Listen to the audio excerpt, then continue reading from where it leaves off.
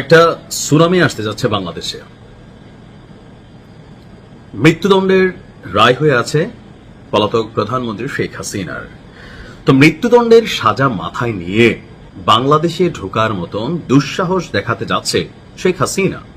গেল কয়েকদিন আগে একটা বার্তা দিয়েছিল যে এই বছরই দেশে ফিরবে, তবে আন্তর্জাতিক গণমাধ্যম রয়টার্সকে দেওয়া সাক্ষাৎকারে এক বক্তব্য দিয়ে আবারও তোলপাড় করেছে শেখ হাসিনা যে আপনার এই বছরের শেষে বাংলাদেশে ফিরছে, আর শুধুমাত্র ফিরছে না, জেলে যাবার মতন মানসিক প্রস্তুতি নিয়ে তিনি দেশে ফিরবেন। তো এই পরিস্থিতিতে আসলে কি ঘটতে পারে বাংলাদেশে, চলুন দেখি। রয়টার্সের যেই কি বলা হয় যে সাক্ষাৎকার, সেখানে আমাদের বাংলাদেশের প্রথম সারির গণমাধ্যমগুলো যে লিড নিউজ করেছে, যে রয়টার্সকে দেওয়া সাক্ষাৎকার তিনি বলছেন তার এই রাজনৈতিক পরিকল্পনা হচ্ছে তিনি জানেন যে দেশে ফিরলে তাকে গ্রেপ্তার করা হতে পারে না, 100% হবে, এমনকি মেরেও ফেলতে পারে। আর এই সকল কিছু জেনেই দেশে ফেরার সিদ্ধান্ত নিয়েছে শেখ হাসিনা।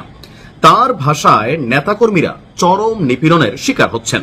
যদি মৃত্যু আসে, আমি চাই তা আমার নিজের মাটিতেই হোক, যেখানে আমার বাবা মায়ের কবর রয়েছে এবং তাদের রক্ত ঝরেছে, এমন বক্তব্য দিয়েছেন। তো দেশে ফেরার বিষয়ে আসলে সরকারের সাথে বা ঢাকার সাথে কোনো ধরনের যোগাযোগ আছে কিনা, জবাবে শেখ হাসিনা বলছে যে না, কোনো যোগাযোগ হয়নি।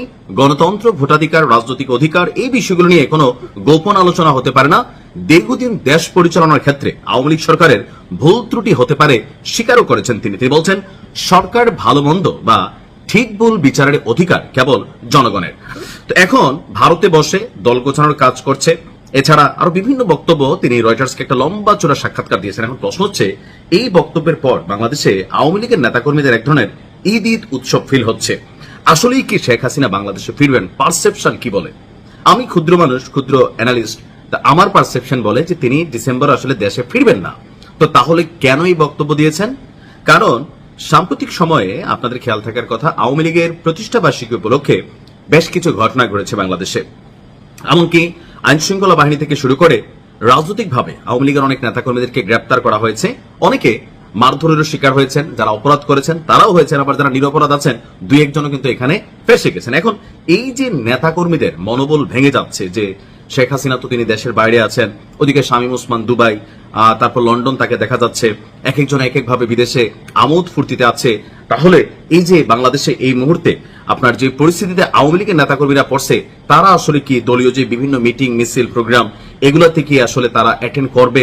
অ্যাটেন্ড করলে আবার ভিডিও ফুটেজ খুঁজে খুঁজে তাদেরকে গ্রেপ্তার করা হচ্ছে, আইনের আশ্রয় নেওয়া হচ্ছে, নানানভাবে তারা অনেক ঘটনার শিকার হচ্ছেন। সো অনেকেই হয়তো সামনের দিকে আর রাজনৈতিক এই কর্মকাণ্ডগুলোতে যাওয়ার যে সাহস সেটা হারিয়ে ফেলবে।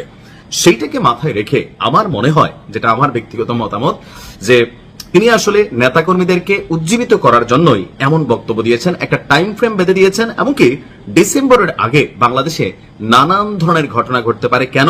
যেহেতু শেখ হাসিনা একটা নির্দিষ্ট মাসের নাম বলে দিয়েছে।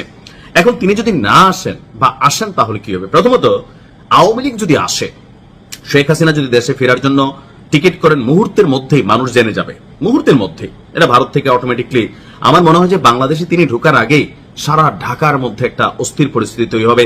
এমনকি তার আশাকে কেন্দ্র করে এই মুহূর্তে আমি বাংলাদেশে বলি যে বিএনপি, জামাত বা অন্যান্য দলগুলোর মধ্যে আপনি যেই বিভাজন দেখছেন, কিন্তু আওয়ামী লীগ প্রশ্নে প্রত্যেকেই কিন্তু তারা রসুনের মতন একটা অবস্থানে চলে গেছে। আবার আওয়ামী লীগের যেই শাসন, ভালো কাজ, খারাপ কাজ, এটার ভালো ইফেক্ট বা খারাপ ইফেক্ট, এই মুহূর্তে খারাপ ইফেক্টটা একটু বেশি।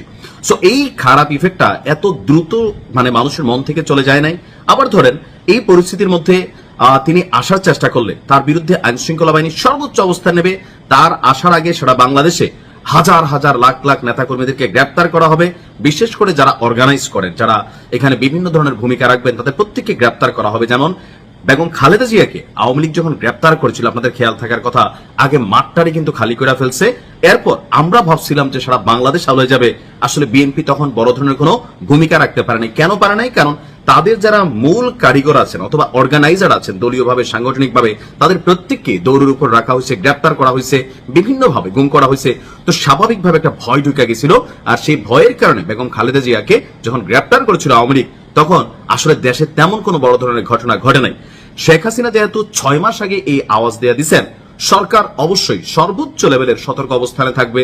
তারপর রাজনৈতিক দলগুলোর মধ্যে এখন যে বিভাজন আছে সেটা একটা কেন্দ্রবিন্দুতে আলোচনায় বসবে, প্রকাশ্যে হোক অপ্রকাশ্যে হোক। কারণ আওয়ামী লীগ যদি বাংলাদেশে ব্যাক করে, এখানে একটা অস্থির পরিস্থিতি তৈরি হবে। আর এই পরিস্থিতিটাকে সামাল দেওয়ার জন্য শেখ হাসিনা যদি বাংলাদেশে ঢুকে, অবশ্যই সেখান থেকে ভারতের সাথে একটা নেগোসিয়েশন থাকতে পারে রাষ্ট্রীয়ভাবে, অথবা শেখ হাসিনাকে পাঠানোর পরে সীমান্তে নানান ধরনের অপতৎপরতা ঘটতে পারে, অথবা দেশের ভিতরে নানান ঘটনা ঘটতে পারে। বিষয়টা কিন্তু এত হালকা না। আবার আওয়ামী লীগের যে সকল নেতাকর্মীরা ঘাপটি মেরে আছে বিভিন্ন জায়গায়, প্রশাসন থেকে শুরু করে বিভিন্ন ভাবে, প্রত্যেকে কিন্তু একটা উজ্জীবিত হওয়ার সুযোগ থাকবে। সো সরকার বিষয়টাকে কোনোভাবেই কিন্তু হালকা নিবে না। আর আমার যেটা ধারণা, আমার যেটা 100% একটা কনফার্মেশন ফিল হচ্ছে নিজের ভিতরে, যে এই মুহূর্তে শেখ হাসিনা এটা একটা রাজনৈতিক বক্তব্য দিয়েছেন, পরে একটা বিভিন্ন কারণ দেখে তিনি আসলে দেশে প্রবেশ করবেন। আর যদি করেন, সেটাও আওয়ামী লীগ সরকারের যেমন পতন হয়ে গেছে, শেখ হাসিনা যে দেশ ছেড়া পালাবেন এটা যেমন একটা অবিশ্বাস্য বিষয় ছিল, তার এই দেশে ফিরাটাও একটা অবিশ্বাস্য, একটা আমার কাছে মনে হচ্ছে যে এমন যে এটা একটা অষ্টম আশ্চর্যজনক বিষয় হয়ে যাবে। তবে এই বিষয়টাকে কেন্দ্র করে, তার এই বক্তব্যকে কেন্দ্র করে এই মুহূর্তে সারা বাংলাদেশে নানান ধরনের অ্যাক্টিভিটিস হতে পারে। আর আমি জানি না যে আসলে কি ঘটতে পারে। তবে যারা নেতাকর্মীরা আছেন, যাই করেন বুঝে শুনে করেন, সরকার সর্বোচ্চ লেভেলে সতর্ক থাকবে। এখন দেশের মধ্যে নানান ধরনের অ্যাক্টিভিটিস দেখা যাচ্ছে, যে ফাতা কমব্যাটের খবর বের হয়েছে, এগুলোও কিন্তু সরকারের জন্য একটু কি বলা হয়, যে ধরেন কোণঠাসা হয়ে পড়ার মতন অবস্থা। যদিও সরকার সাথে সাথে এগুলোর বিরুদ্ধে ব্যবস্থা নিচ্ছে। পশ্চিমা বিশ্ব বাংলাদেশকে অনেকটা যেই জায়গাতে চিন্তা করার কথা ছিল, তো এই ধরনের কর্মকাণ্ডগুলোর কারণে আসলে কোথায় যে কি খেলা হচ্ছে বাংলাদেশের জনগণ আমরা আসলে বোঝার কিন্তু কোন রকম সেরকম উপায় নেই। তো সবকিছু মিলিয়ে শেখ হাসিনার এই বক্তব্যের বিষয়ে সরকারের পক্ষ থেকে অথবা ভারতের পররাষ্ট্র মন্ত্রণালয়ের পক্ষ থেকে তাৎক্ষণিক কোন আনুষ্ঠানিক প্রতিক্রিয়া এখন পর্যন্ত আমি যখন নিউজটি করছি আসলে পাওয়া যায়নি। তো আমার মনে হয় যে এটা নিয়ে খুব বড় ধরনের একটা রিয়েকশন বা প্রস্তুতি সরকার নিবে। শেখ হাসিনা ফিরুক না ফিরুক, ডিসেম্বরের আগে যে কোনো ধরনের আওয়ামী লীগের যত কার্যক্রম রাষ্ট্রীয়ভাবে নিষিদ্ধ, কোন ধরনের কার্যক্রম পরিচালনা করার চেষ্টা করলে অথবা কোন রকম অর্গানাইজ করার চেষ্টা করলে, সন্দেহভাজন হোক বা আড়িপেতে হোক, যেভাবে হোক, গোয়েন্দা তথ্যের মাধ্যমে হোক, আসলে অনেককেই গ্রেপ্তার করা হবে। সো যে যা করবেন একটু পজিশনে করবেন। আর এই মুহূর্তে শেখ হাসিনার বাংলাদেশে ফেরার সম্ভাবনাটা বললাম না, অষ্টম আশ্চর্য ছাড়া আমার কাছে আর কিছুই মনে হয় নাই। এটা নেতাকর্মীদেরকে উজ্জীবিত করার জন্য বলেছেন। আর যদি আসেন, বাকিটা তো ভাই একটা মহা কেয়ামত হয়তো এই দেশে ঘটবে। কি ঘটবে সেটা আল্লাহ মালুম। বাংলাদেশকে আল্লাহ হেফাজত করুক। ভালো থাকুন। আসসালামু আলাইকুম।